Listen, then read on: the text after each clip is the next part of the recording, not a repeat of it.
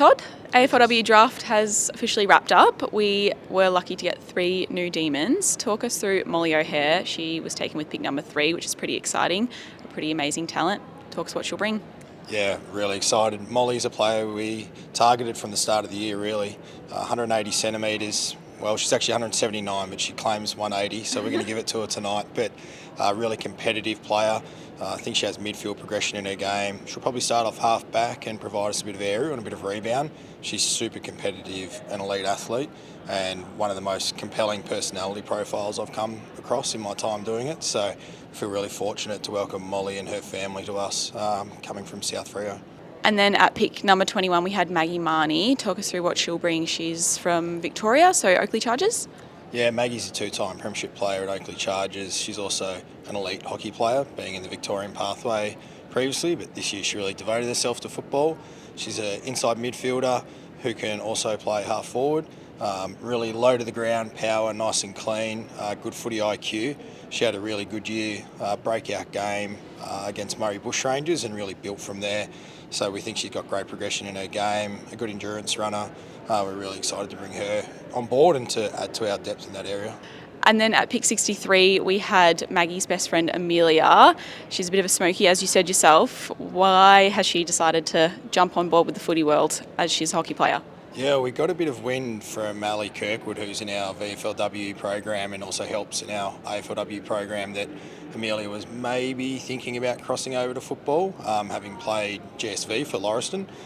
We knew there was maybe one other club interested, so we just waited to see how the draft nomination process rolled out. And then as soon as she nominated, we kicked into gear pretty quickly and did some express recruiting. And she's a powerful athlete, a great endurance runner. Her skills, for someone who hasn't played the game, give us a really good foundation to work off. And the process we put her through was pretty rigorous and quick, and she just jumped at every hurdle that we gave her, and it's a real credit to her and her family. And yeah, we're really excited to give her the opportunity, and yeah, her and Maggie knowing each other through hockey should give them a nice level of comfort coming into the program. Well, it sounds like 3 exciting new demons to add to the mix. Now, we're coming into the night off the back of trade a couple of weeks ago. Obviously, we got pick number 2 through the departure of Lily Mithen, and pick number 20 through the departure of Lily Mithen. Talk us through what she meant to the club and why it was important to get up the draft.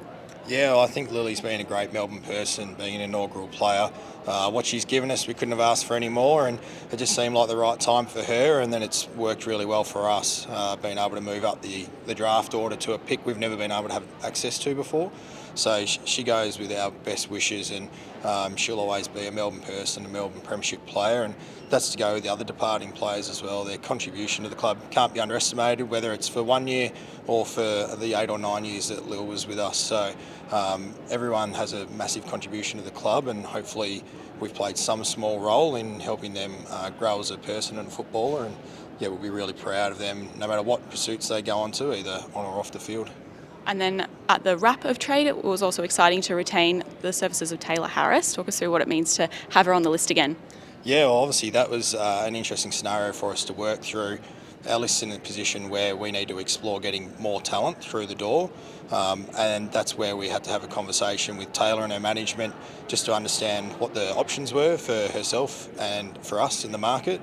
At the end of the day, they were not the options that we thought outweighed the level of talent she is, which is an incredible talent and a really good person. So having spoken to Taylor since, she re-signed straight away as soon as that option was not there for both of us. And she's going to come back with fire in her eyes, and she's ready to roll, and we can't wait to have her back. Keen to hear more from the Ds? Subscribe here.